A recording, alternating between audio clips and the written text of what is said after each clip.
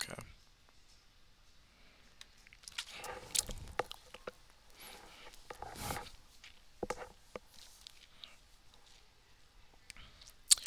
Dune, Book 1, Part 1, Chapter 1.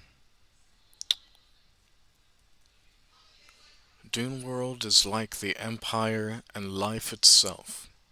Regardless of what one sees on the surface, a clever investigator can uncover deeper and deeper layers of complexity. Dr. Bryce Haynes, planetary ecologist, assigned to study Dune World. When the Imperial ship arrived at Catalan's main spaceport, the high rank and notoriety of the passenger told Jesse Lincoln that the news must be important. The Emperor's representative directed his transmission to the House Lincoln Protocol Office, demanding to be met with full honors and without delay. Jesse politely acknowledged, not revealing who he was or that his household had no need for a formal protocol office. He preferred not to make an issue of his rank and enjoyed spending his free time among the working class. In fact, he had spent that very afternoon fishing on Catalan's vast and fertile sea, making a sweep for glimmerfish before an expected storm hammered the coast. When the message arrived, he had been hauling in the sonic nets full of fish, laughing with the rough crewmen who struggled to get over their awe of the nobleman and accept him as one of their own. Though he was the foremost aristocrat on Catalan, Jesse Lincoln didn't mind getting his hands dirty. Tall and middle-aged, he was a quiet man with hidden strengths. The gray eyes measured, weighed, and counted everything. His classic features bore a rugged cast, thanks to a once broken nose that gave his face the look of an offbeat metronome. He was not soft and preoccupied with silly diversions, like most of his noble peers on other worlds, who treated leadership like little more than a game of dress-up. Here, on the uncivilized fringes of the Empire, too much real work needed to be done to bother with fashions and courtly intrigues. Jesse loved the fresh, salty air, and considered sweaty clothes a better badge of honor than the finest whisper lace from the imperial capital world of Renaissance. How could anyone expect to rule a people well without knowing their daily toil, their joys and concerns?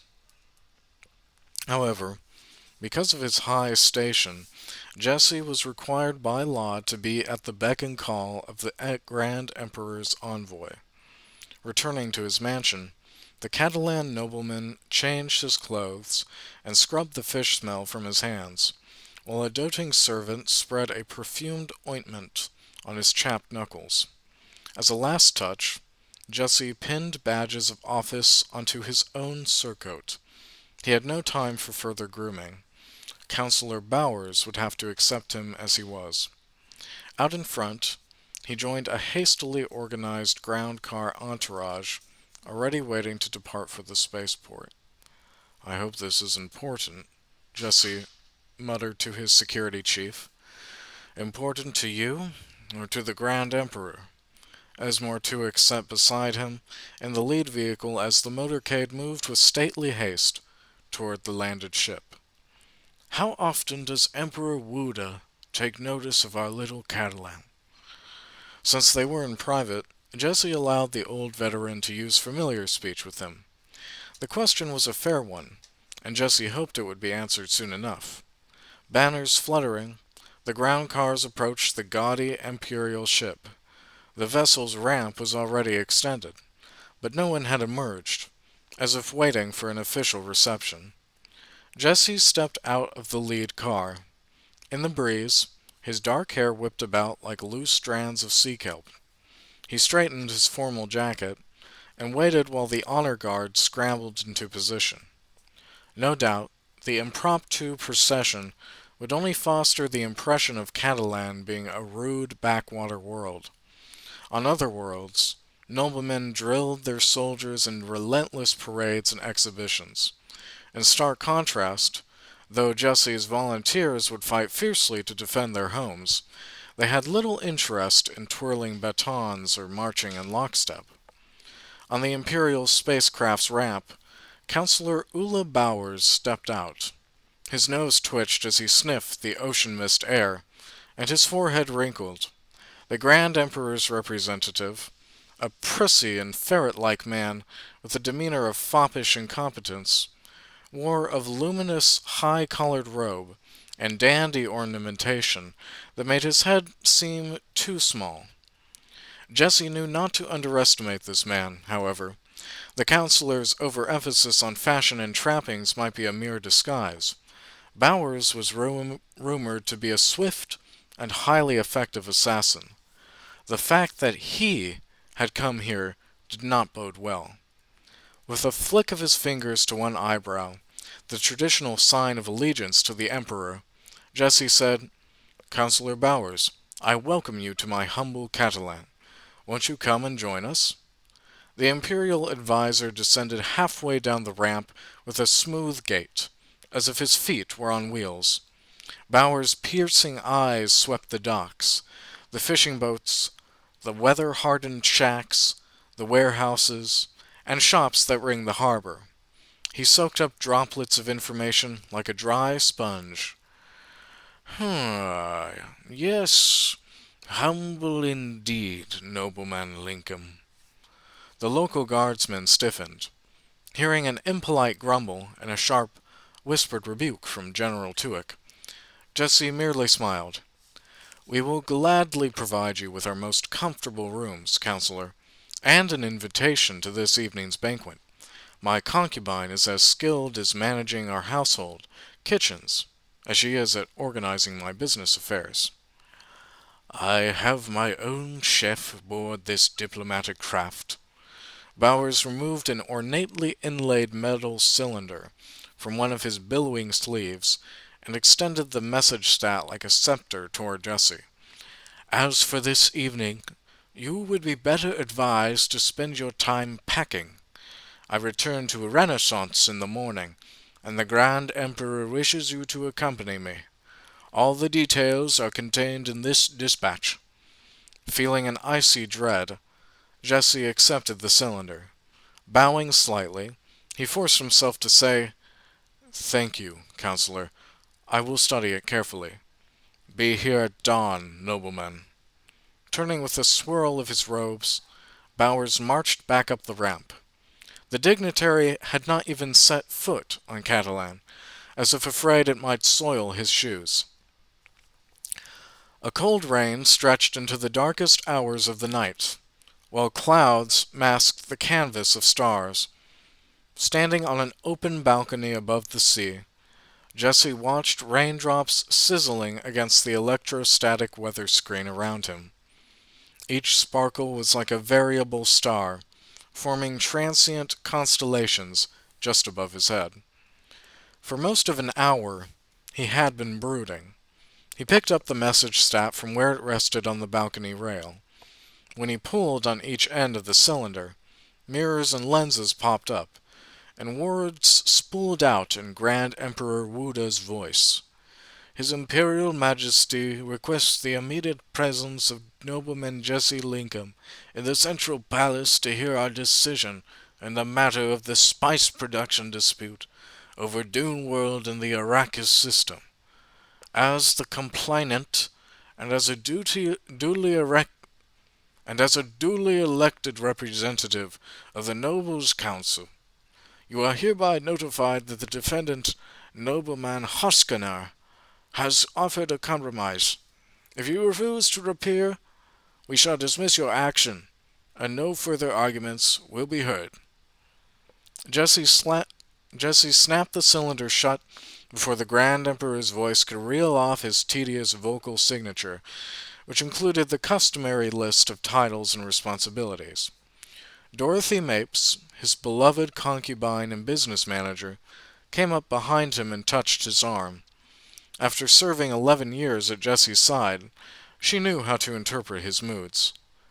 "Most nobles would be honored to receive a personal summons from the Grand Emperor. Shouldn't you give him the benefit of the doubt?" Jessie turned to her with a quick frown. "It is couched in the best diplomatic language, but I fear this could be the end of us, my darling. Any offer from Valdemar Hoskiner comes with more than strings attached. A noose is more likely." "Then be cautious.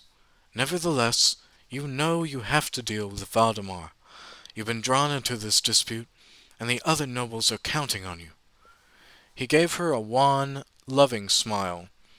She had she had short dark hair, interspersed with lighter peppery flecks, set in an oval, attractive face. Her large, rusty brown eyes were the color of the polished myrtle wood found in the headlands. For a moment he stared at the unusual diadem ring she wore on her right hand, his nobleman's pledge of love to her. Though a commoner, Dorothy was not at all common. "For years, Dor, you've been my inspiration, my guiding light, and my closest adviser. You've turned our family's finances around, repairing most of the damage my father and brother did before their deaths. But I'm not so sure about Dune World." He shook his head. The petite woman looked up at him. "See if this helps clarify your thinking." She placed a pinch of the spice melange on his lips. "From Dune World, it's what this is all about." He savored the cinnamon flavor, felt the pleasurable rush of the drug. It seemed everyone was using it these days. Shortly after the discovery of the substance on the inhospitable world, the Emperor's survey crews had installed forward bases and mapped the desert, laying the groundwork for exploitation of the spice. Since then, melange had become an extremely popular commodity. In a commercial coup that left many suspecting bribery or blackmail, House Hoskiner had been granted a monopoly on Dune World operations. Ever since, Hoskiner crews had worked the hostile dunes, harvesting and selling spice at huge profits, from which the Grand Emperor took an extravagant percentage. Imperial penal planets provided an army of sand miners as veritable slave labor. At first the other noble families, preoccupied with court follies, didn't notice the preferential deal the Hoskiners received. Jessie was one of the few who had called attention to the imbalance, and finally, eyeing the wealth reaped by the wily Hoskiners, the other nobles agitated for a piece of the action. They shouted in the Imperial Assembly, issued charges, and finally appointed the no-nonsense Jesse Lincoln as their spokesman to deliver a formal complaint. "The nobles didn't select me because of my abilities, Dor, but because they hold nostalgic memories of my foolish father and Hugo, my inept brother." He glared at the message-stat cylinder, sorely tempted to fling it off the balcony into the waters that churned far below. "Jesse, your father and brother may have been bad businessmen, but they did earn considerable goodwill with the other nobles." He frowned. "By playing games at the Renaissance court. Take advantage of that, my love, and turn it to our own profit." "Little enough profit will come of this." After his older brother's pointless death in the bullring, Jesse had become the leader of House Lincoln before his 20th birthday. Soon afterward, his concubine discovered the muddled mess of Catalan's finances and industries. After meeting with the nobles' council, Jesse soon learned that few of the modern nobles, having inherited their holdings, were good leaders or competent businessmen. Once vastly wealthy and powerful, but now sliding into decadence, many families groaned inexorably toward bankruptcy, most without even realizing it. With extravagant festivals and poorly financed construction projects, Jesse's father and brother had brought House Lincoln to the brink of ruin. But in recent years, Dorothy's careful management and austerity measures, along with his own rallying of the people to increase productivity, had begun to turn the tide. He gazed out into the rain-swept night, then sighed with resignation. It always rains here. Our house is forever dank, no matter how many shields or heaters we install. This year the kelp harvest is down, and the fishermen have not caught enough for export. He paused. Even so, this is my home and the home of my ancestors. I have no interest in other places, not even Dune World. Dorothy eased closer and slipped an arm around Jesse's waist.